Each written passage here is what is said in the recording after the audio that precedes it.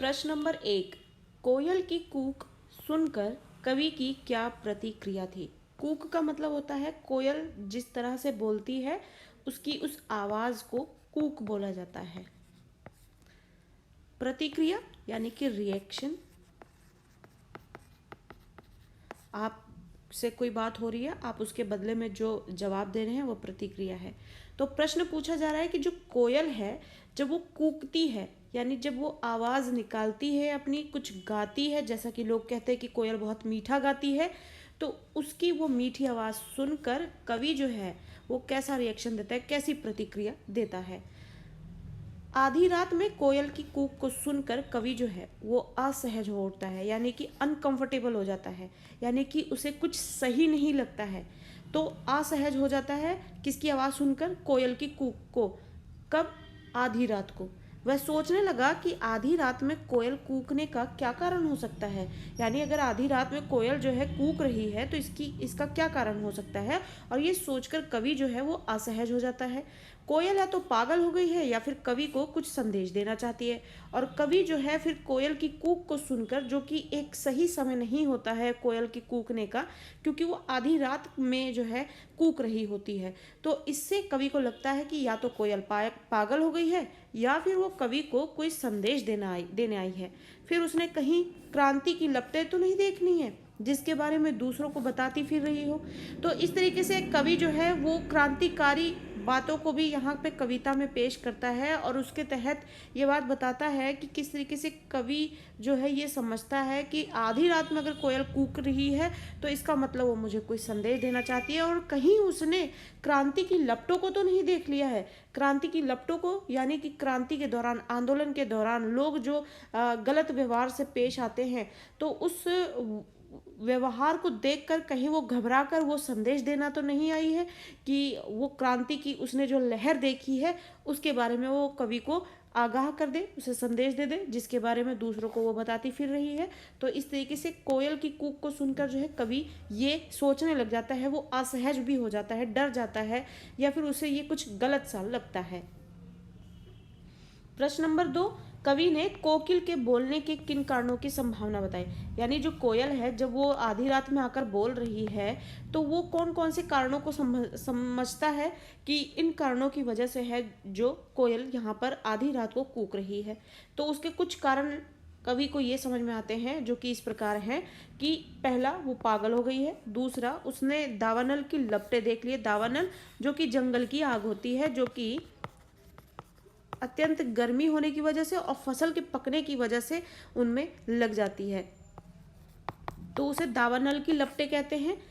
या फिर वह स्वतंत्रता के लिए कैदियों को संदेश देना चाहती है, यानी कि जिस समय की ये बात है या कविता है या माहौल जो कवि बता रहे हैं, जब आंदोलन होते थे स्वतंत्रता प्राप्त करने के लिए तो चारों तरफ क्रांतिकारी माहौल हुआ करता था, लोग आंदोलन किया करते थे देश को आज़ाद करने के लिए।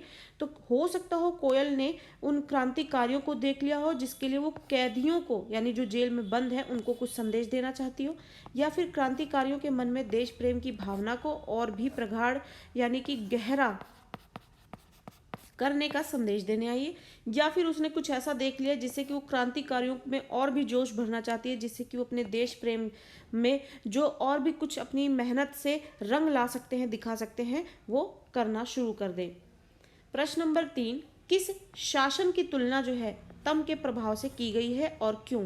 यानी कि वो कौन सा शासन है। शासन का मतलब आप समझते होंगे, और नहीं समझते हैं तो इसका अर्थ ये है कि एक हेड होता है जहां वो अपने नियम बताता है जिसको लेकर बाकी लोग उसके अंडर में काम करने वाले फॉलो करते हैं। जैसे मान लीजिए हमारी सरकार है, हमारे लिए नए नए नियम लागू करती है, जनता को उस राह पे चलना पड़ता है।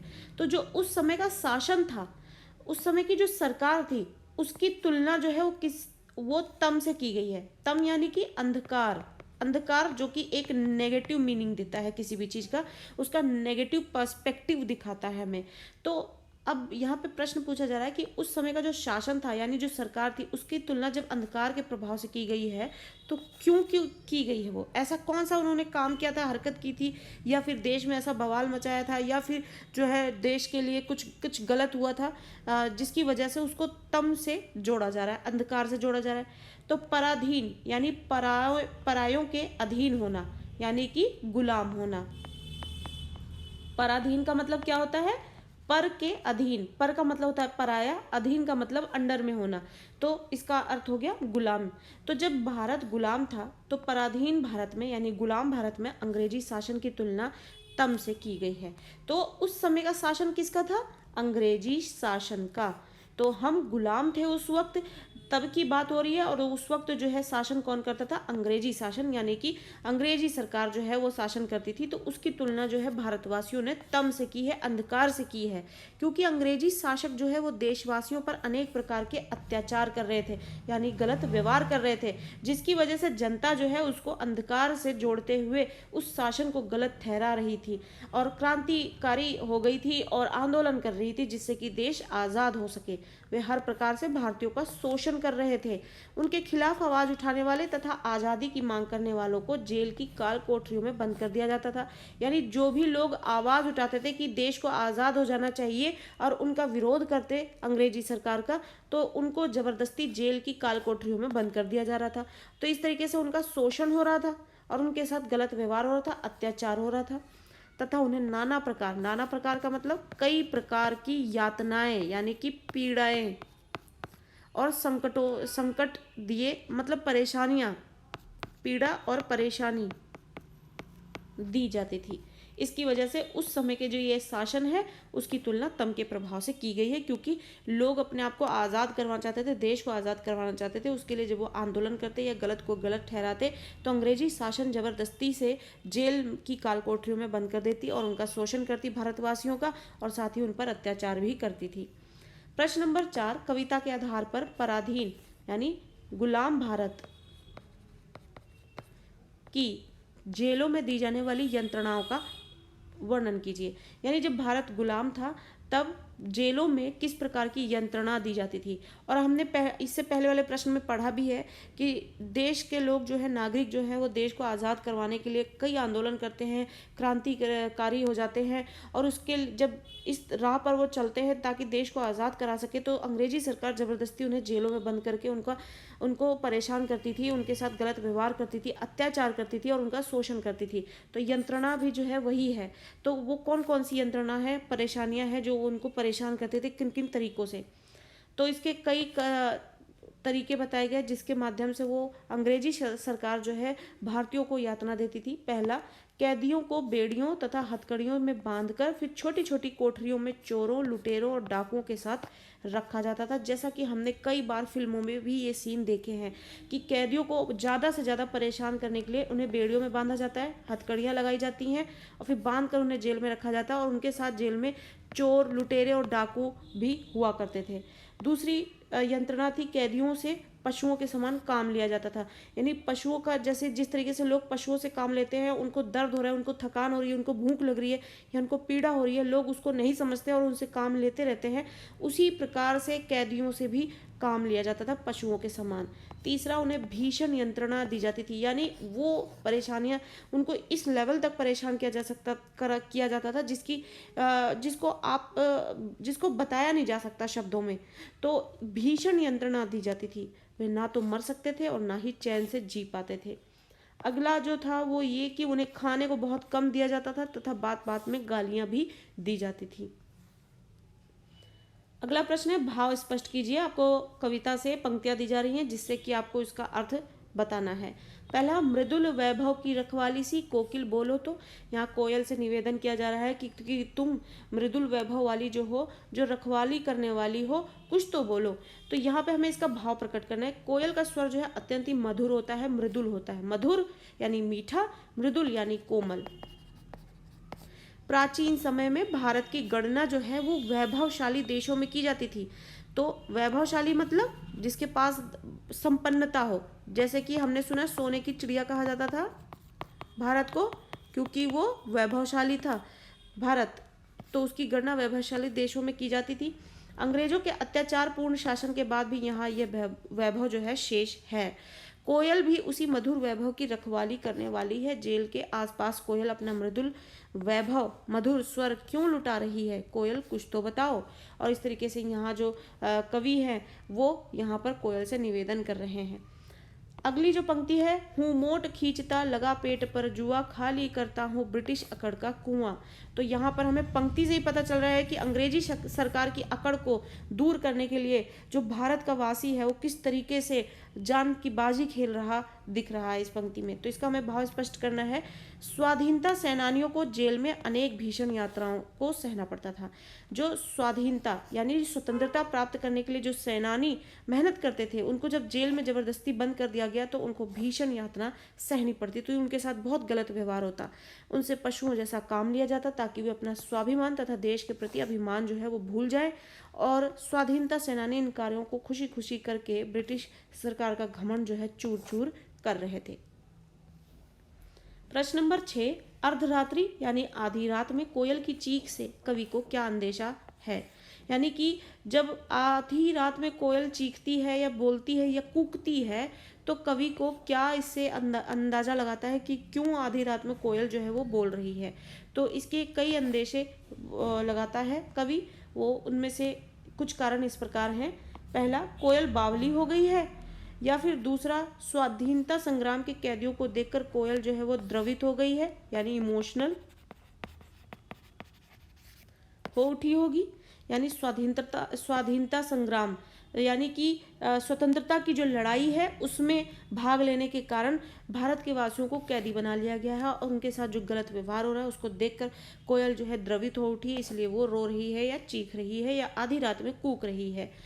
अगला है जो वो ये कि उसने देश में अंग्रेजों के प्रति फैली क्रांति की ज्वाला देख ली होगी, इसलिए उसको ये आधी रात में कूक रही है। या फिर वह जेल में बंद स्वाधीनता सेनानियों के लिए विशेष संदेश लेकर आई होगी, या फिर वो जो कि देश को स्वतंत्र कराने के लिए जो दिन रात मेहनत कर रहे हैं, एक कर रहे हैं उसे, उनके लिए कोई एक विशेष संदेश लेके आई, खुफिया संदेश, जिसको वो आधी रात में आकर बताना चाह रही है।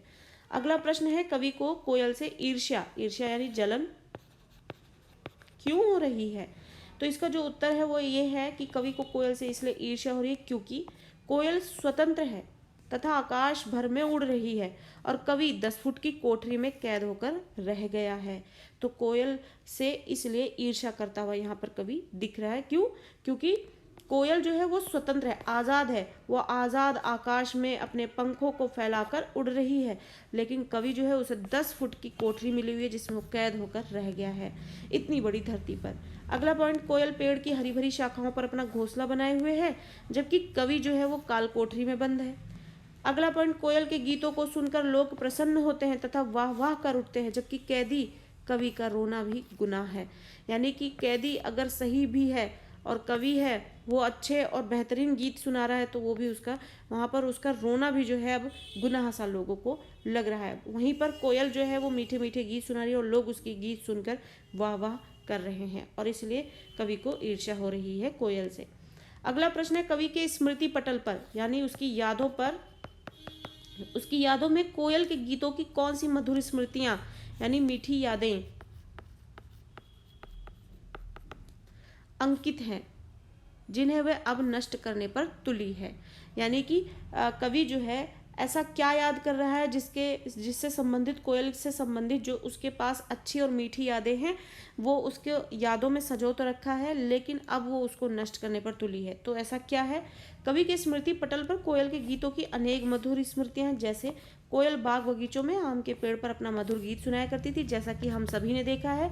दूसरा, वह दिन के समय अर्थात प्रायः दोपहर अथवा दिन ढले गीत सुनाया करती थी, लेकिन यहाँ पर जो है कोयल आधी रात में आकर कूक रही है जिससे कि वो उसको नष्ट करने पर तुली है, उसकी ये जो अच्छी यादें हैं उसको वो नष्ट कर रही है। कवि जब अर्धरात्रि को यही गीत सुनता है तो उसे ये गीत वेदनापूर्ण यानी कि परेशान करने वाली हूक सी लगती है। यूं असमय यानी बिना किसी समय के, ये समय नहीं है किसी भी पक्षीगण का कूकना या फिर अपनी आवाज़ में कुछ भी बोलना। तो यूं असमय कोयल का गीत गाना जो है उसे बहुत ही विचित्र सा लगता है। इस तरह कोयल उन मधुर स्मृतियों को नष्ट करने पर तुली हुई है। अगला प्रश्न है, हथकड़ियों को गहना क्यों कहा गया है? हथकड़ी जैसा कि सभी जानते हैं कि कैदियों को हथकड़ियाँ लगाकर किस तरीके से उनको जेलों में बंद किया जाता है। तो हथकड़ी जो है यहाँ पर इस कविता में उसको गहने की तरह बताया गया है। क्यों? हथकड़ियों को गहना इसलिए कहा गया है क्योंकि हथकड़ियाँ उनके लिए बंधन नहीं है। हथकड़ियाँ यहाँ पर किसके हाथों में लग रही हैं? जो स्वतंत्रता के लिए आंदोलन करते फिर रहे हैं, यानी भारतवासियों को, और अंग्रेजी सरकार उन्हें जबरदस्ती जेलों में बंद कर रही है। तो हथकड़ियाँ जो हैं भारतवासियों के लिए, आंदोलनकारियों के लिए, वो बंधन नहीं है। कवि स्वाधीनता सेनानी है। कवि ने देश की स्वतंत्रता के लिए आवाज़ उठाई है। अपनी मातृभूमि की स्वतंत्रता के लिए आवाज़ उठाना कोई जुर्म नहीं है। यानी जो काम उन्होंने किया है वो उसको गलत नहीं समझते हैं, जैसा कि समझकर उसको जेल में बंद करने की कोशिश की गई, उसके साथ गलत काम यानी उस पर अत्याचार करने की कोशिश की गई, उस पर उसका शोषण किया जा रहा है। तो ऐसे काम के लिए जो कि मातृभूमि की स्वतंत्रता से संबंधित है, वो उसको मातृभूमि की स्वतंत्रता से संबंधित जो भी काम कर रहा है उससे संबंधित आवाज़ उठाने को वो जुर्म नहीं मानते। अगर उसको कोई जुर्म मानकर उनके साथ गलत व्यवहार कर रहा है तो ये उसकी गलती है। इसलिए वो हथकड़ियों को बंधन नहीं बल्कि एक गहना मान रहे हैं कि वो उनके हाथों में गहने की तरह सजा हुआ सा दिख रहा है। वो उनको हथकड़ी बंधन नहीं लग रही है क्योंकि वो अपनी मातृभूमि के लिए और स्वतंत्रता के लिए आवाज़ उठा रहे हैं। ये कोई जुर्म नहीं है जिसकी वजह से उनके हाथों में हथकड़ियाँ बांधी जा रही हैं। अगला प्रश्न है काली तू ए आली। तो ये जो कविता से पंक्ति ली गई है, इन पंक्तियों में काली शब्द की आवृत्ति यानी कि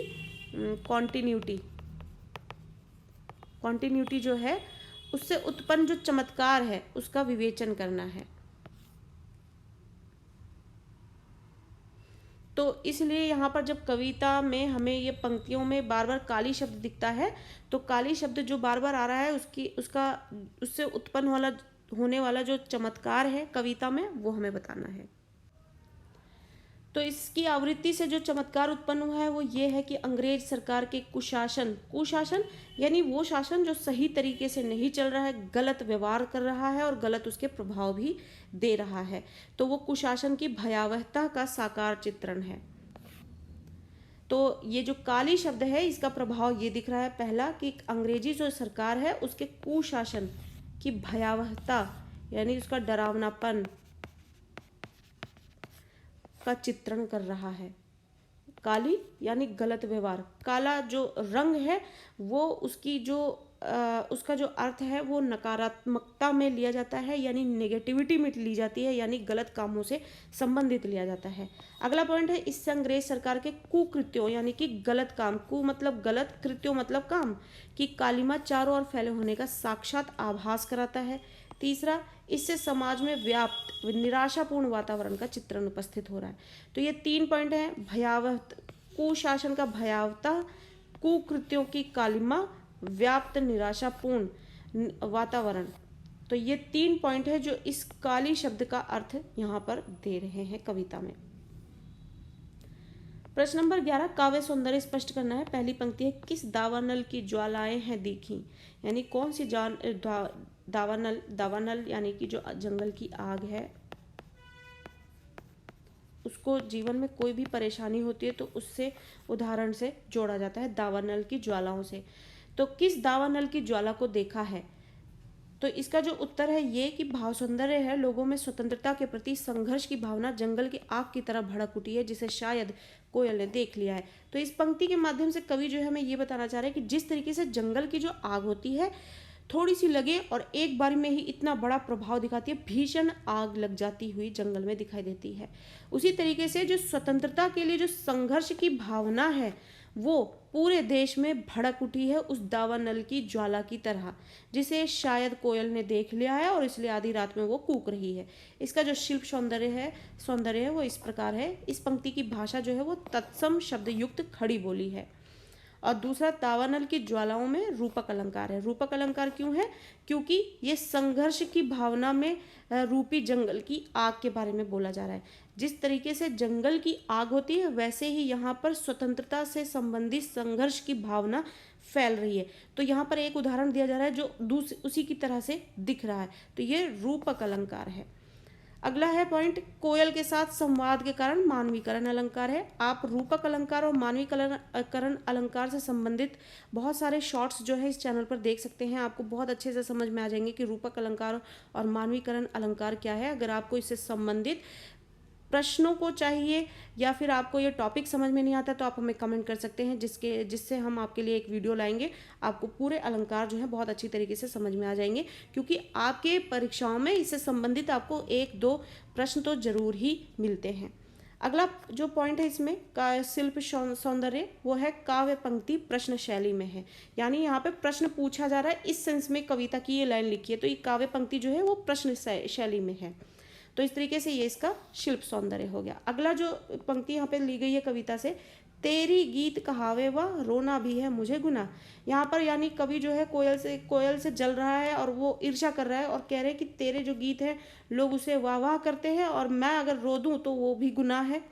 देख विषमता तेरी मेरी, यानी तेरे और मुझ में, तुझ में और मुझ में जो फर्क हो रहा है, फर्क किया जा रहा है, भेदभाव किया जा रहा है, वो देख। देख विषमता तेरी मेरी, बाज रही तिस पर रणभेरी। और इस पर रणभेरी यानी युद्ध का जो आगाज होता है। तो इस तरीके से इसका जो भाव सौंदर्य है वो ऐसा है कि यहाँ कवि और कोयल के जीवन का अंतर स्पष्ट हुआ है। कोयल के कर्ण प्रिय यानी कानों को अच्छा लगने वाले गीतों को लोग वाह वाह करके सुनते हैं, जबकि स्वतंत्रता सेनानी जो देश को आज़ाद करने के लिए दिन रात एक कर रहे हैं, संघर्ष कर रहे हैं, अपनी बात भी नहीं कहने दिया जाता है। दोनों में इतना फर्क हो रहा है। वे चुपचाप यंत्रणा यानी पीड़ा सहने को विवश हो रहे हैं और इस पर भी ये इतने अंतर के बाद भी कोयल रणभेरी बजा रही है। इसका जो शिल्प सौंदर्य वो इस प्रकार है कि यहाँ पर तत्सम शब्दावली का प्रयोग हुआ है और खड़ी बोली है, ये कॉमन है, इसलिए आप इसको याद रखें। इस कविता में तत्सम शब्दावली का प्रयोग हुआ है और खड़ी बोली का प्रयोग हुआ है। मुहावरे का प्रयोग हुआ है, रणभेरी बजाना, इसके प्रयोग में सजीवता आ गई है, यानी ये बहुत सही सटीक जगह पर प्रयोग हुआ है।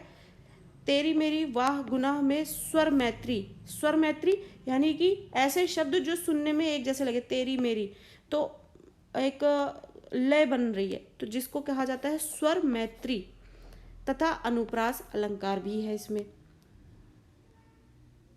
गुनाह उर्दू फारसी के शब्दों का प्रयोग हुआ है। तो ये इस तरीके से यहाँ इसमें इन पंक्तियों में ये शिल्प सौंदर्य देखने को मिलता है। अगला प्रश्न है, कवि जेल के आसपास अन्य पक्षियों का चहकना भी सुनता होगा, लेकिन उसने कोयल की ही बात क्यों की है? तो ये प्रश्न पूछा जा रहा है कि ऐसा नहीं है कि कोयल ही कूक रही है, और भी पक्षी बोल सकते हैं, तो कवि को सिर्फ कोयल की ही आवाज़ क्यों सुनाई देती है, या वो कोयल की ही बात क्यों कर रहा है? कवि ने कोयल की बात कही क्यों, जबकि वह अन्य पक्षियों का चहकना भी सुनता होगा? इसका कारण यह है कि कोयल की कूक किसी ऋतु विशेष में ही अधिक सुनाई देती है।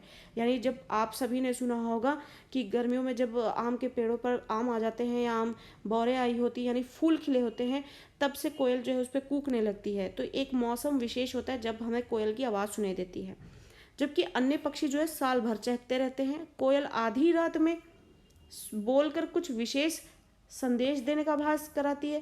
मौसम नहीं है और उस हिसाब से अगर कोयल बोलने आई है वो भी आधी रात में, तो ये जरूर कोई डराने वाली बात है और कोई संशय पैदा करने वाली बात है। तो ब्रिटिश काल यानी अंग्रेजी सरकार जब थी, उस काल में उस समय में क्रांतिकारी भी छिप छिप कर एक दूसरे को गुप्त संदेश द्वारा अपनी योजनाएं बताया करते थे। और वो माहौल भी ऐसा था उस वक्त कि देश गुलाम था, तो जो क्रांतिकारी थे, जो देश को आज़ाद करने के लिए दिन भर रात मेहनत करते थे अंग्रेजी सरकार, उसमें भी लोग जो है छिप छिप कर एक दूसरे को अपनी गुप्त संदेश जो है एक दूसरे को देते थे, जिससे कि जो वो प्लानिंग करते थे उनको एग्जीक्यूट किया जा सके। कवि को कोयल और क्रांतिकारियों की कार्य प्रणाली में समानता दिखाई दी और इस तरीके से उनकी कार्य प्रणाली में उनको यहाँ पर कवि को कोयल और क्रांतिकारी में समानता दिखाई देती है कि हो सकता है जिस तरीके से क्रांतिकारी पीछे पीछे छुप छुपा कर अपने कामों को आगे बढ़ाने के लिए मेहनत कर रहे हैं, संघर्ष कर रहे हैं, हो सकता है कोयल भी अपनी तरीके की सहभागिता दिखा रही हो इसमें। तो इसलिए कवि को कोयल ही दिखाई देती है और वो कोयल की बात कर रहा है। प्रश्न नंबर 13, आपके विचार से स्वतंत्रता सेनानियों और अपराधियों के साथ एक सा व्यवहार क्यों किया जाता होगा? यानी जो स्वतंत्रता सेनानी जो देश को आज़ाद कराने के लिए मेहनत कर रहे हैं, लेकिन उन्हें ज़बरदस्ती जेलों में बंद किया जा रहा है, और जेलों में बंद करने के बाद उनको हथकड़ी लगाई जा रही है और उस जेल में बंद किया जा रहा है जहाँ पर अन्य अपराधी भी रहते हैं, तो उनके साथ एक सा व्यवहार क्यों किया जा रहा है? पराधीन भारत में अंग्रेजी शासक थे और भारतीय उनके द्वारा शासित थे, यानी कि भारतीयों के ऊपर शासन किया जा रहा था, किसके द्वारा? अंग्रेजी सरकार के द्वारा। भारतीयों द्वारा स्वतंत्रता की मांग करना उनकी दृष्टि में बहुत बड़ा अपराध था। अंग्रेजी सरकार अगर शासन कर रही है, अगर उसे भारतीय जो है हटाएंगे अपने तरीकों से, तो अंग्रेजी सरकार को जाहिर है कि वो चीज़ गलत लगेगी, क्योंकि उनका शासन खत्म हो जाएगा और उनका प्रभाव खत्म हो जाएगा। तो इसके लिए वो गलत गलत इम्पैक्ट ना पड़े, इसके लिए वो उनको ज़बरदस्ती जेल में बंद कर देते थे। जो देश को स्वतंत्र कराने के लिए क्रांतिकारी हो रहे थे, आंदोलन कर रहे थे, वे उनकी मांग को या उनके विद्रोह को कठोरता से कुचल देना चाहते थे, ताकि जो एक दो आदमी भी जो आवाज़ उठा रहा है उसको वहीं पे इतनी पीड़ा दे दो कि वो शांत हो जाए, तो बाकी लोगों पर इसका प्रभाव नहीं पड़ेगा। ऐसा अंग्रेजी सरकार का काम था। वे भारतीयों से अपराधियों सा व्यवहार करते थे, यानी भारतीयों से वो कॉमन ही उनका ऐसा व्यवहार था कि वो भारतीयों से अपराधियों की तरह व्यवहार करते थे। चोर डाकुओं के साथ जिस तरीके का व्यवहार किया जाता है उस तरीके का व्यवहार ही वो रखते थे, ताकि अन्य भारतीय स्वतंत्रता की मांग ना करें तथा किसी प्रकार का विद्रोह भी ना करें। प्रश्न नंबर 1, रात के समय कवि किससे बातें कर रहा था और क्यों? कवि जो है वो रात के समय किससे बात करता हुआ दिख रहा है कविता में और क्यों कर रहा है? आधी रात के समय अचानक जब कवि ने कोयल की दर्द भरी आवाज़ सुनी तो वह उससे बातें करने लगता है। कवि को स्वतंत्रता सेनानी के रूप में अंग्रेजों द्वारा जेल में डाल दिया गया है, यानी कवि भी जो है वो स्वतंत्रता सेनानी है। देश को आज़ाद कराने के लिए संघर्ष करते हुए अंग्रेजों के हाथ लग जाते हैं, उन्हें भी हथकड़ी लगाकर जेल में बंद कर दिया जाता है, जहाँ पर उनको आधी रात में कोयल की आवाज़ सुनाई देती है। वह सोचता है कि कोयल उसके लिए कुछ संदेश लेकर आई होगी, इसलिए वह कोयल से बातें करने लगता है। अगला प्रश्न है, एक और कवि और कोयल में विषमता थी तो दूसरी ओर कुछ समानता भी है।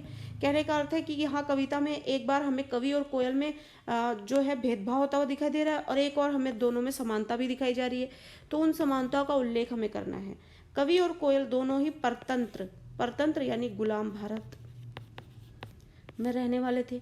कवि और कोयल दोनों ही अपने अपने तरीकों से संघर्ष कर रहे थे, आज़ादी की लालसा रखते थे। कवि अपनी ओजस्वी यानी कि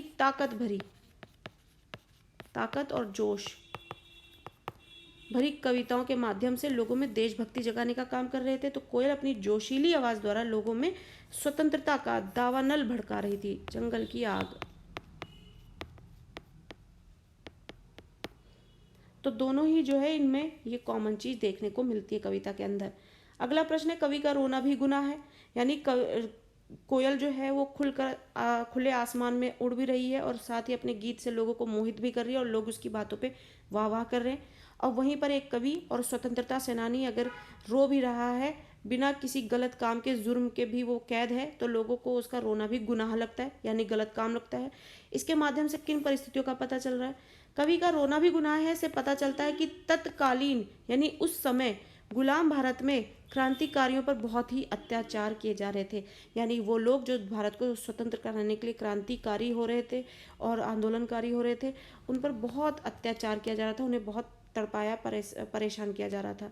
उन्हें आपस में मिलने भी नहीं दिया जाता था, उन्हें चोरों लुटेरों के साथ बंदी बनाया जाता था, बात बात पर गालियाँ दी जाती थी, और ऐसा अमानवीय यानी जहाँ इंसानियत वाला व्यवहार ना हो ऐसा व्यवहार उनके साथ किया जा रहा था। तो अमानवीय व्यवहार होने पर भी वे अपनी बात किसी से नहीं कह सकते थे। अगला प्रश्न है, कवि ने कोयल को बावली क्यों कहा है? कोयल हो या अन्य पक्षी, उनके कलरव करने का समय दिन है। कलरव यानी कूकने या फिर पक्षियों की आवाज़ को कलरव कहा जा रहा है। तो कोयल हो या फिर कोई दूसरा पक्षी हो, उनके कलरव करने का जो समय होता है वो दिन होता है, रात नहीं। कवि कल्पना करता है कि कोयल भी अंग्रेजों के अत्याचार तथा जेल में बंद क्रांतिकारियों की दशा से काफ़ी दुखी है शायद, और उससे ये दुख जो है और नहीं सहा जा रहा है, और इसलिए वो असमय अर्धरात्रि को कूक पड़ी। असमय यानी बिना किसी समय के, अर्धरात्रि को आधी रात में वो ऐसे बोल रही है। कोयल की असमय वेदनापूर्ण यानी दुखी कर देने वाली आवाज़ सुनकर कवि उसे बावली कह रहा है। अगला प्रश्न है, दावानल क्या है? कविता में इसका प्रयोग किस संदर्भ में किया गया है? यानी दावानल पहली बात तो क्या है, दूसरा ये किस अर्थ में प्रयोग किया गया कविता में? दावानल जो है, जंगल में कुछ वृक्ष ऐसे होते हैं जिनकी शाखाएं आपस में जब रगड़ती हैं तो उनसे आग पैदा होती है, ये आग जंगल में फैल जाती है, इसे दावानल कहते हैं।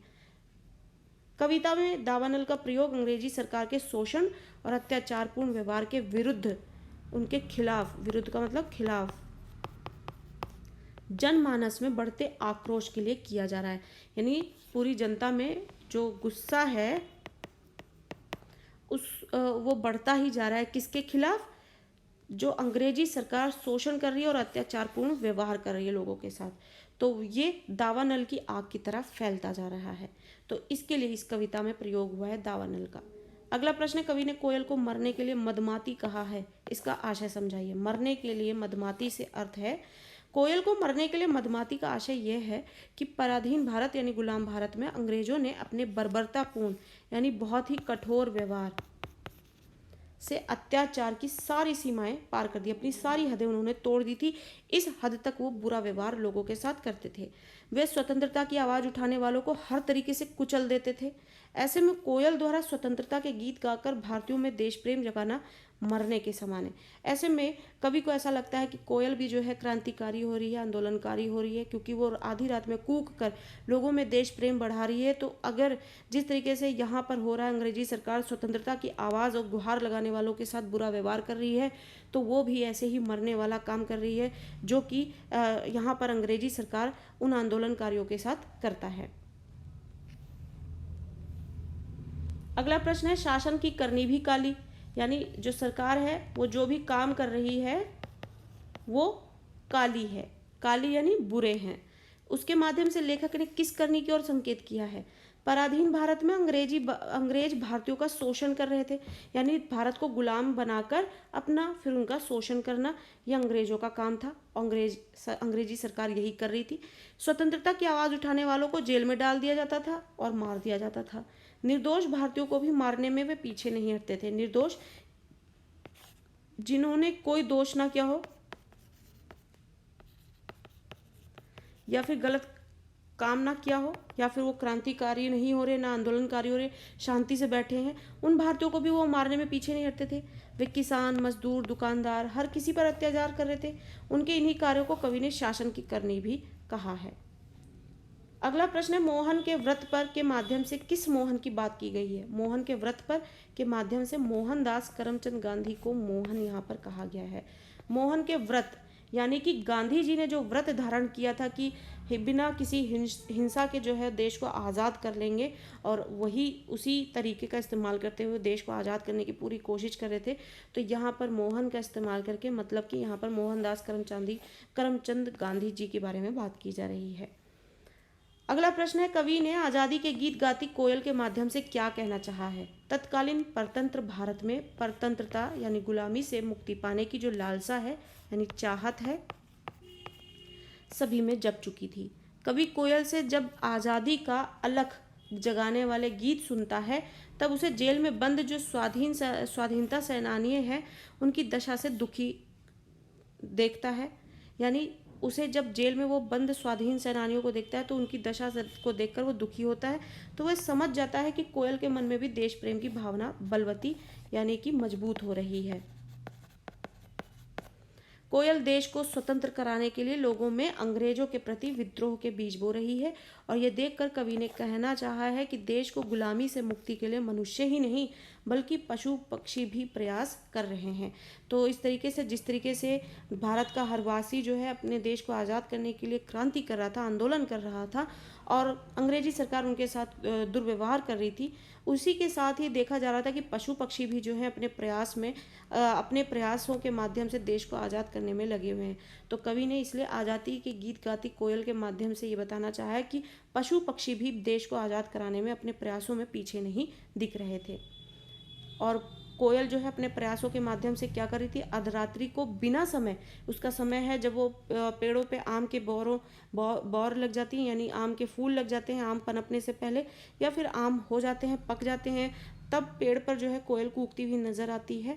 और वो उसका समय नहीं था बोलने का, लेकिन फिर भी वो असमय रात्रि में जो है अर्धरात्रि में आकर कूक रही है। इसका मतलब उसको भी क्रांतिकारियों को देखकर दुख हो रहा है और स्वतंत्रता सेनानियों को देखकर दुख हो रहा है, और वो भी जो है देश को आज़ाद करने के लिए अपना एक प्रयास शामिल कर रही है इसमें। अगला प्रश्न है, कैदी और कोकिला कविता का जो प्रतिपाद्य है वो अपने शब्दों में हमें लिखना है।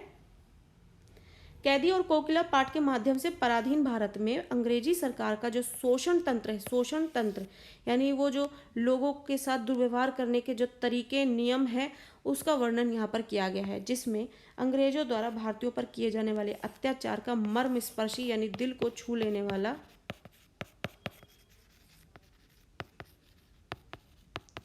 या दुखी कर देने वाला मर्मस्पर्शी वर्णन है।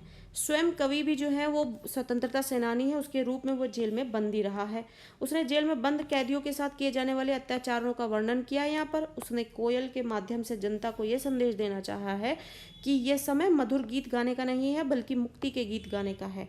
तो जब कवि जेल में बंद होने पर भी जो है स्वतंत्रता सेनानी के रूप में अंग्रेजी सरकार का के पक्षपात का जब वो भी उसका भोगी बन जाता है, तब वो अर्धरात्रि में कोयल के गीत सुनता है या कूकने की आवाज़ सुनता है, तो उससे कहता है कि ये गीत गाने का नहीं बल्कि मुक्ति के यानी स्वतंत्रता प्राप्ति के गीत गाने का समय है।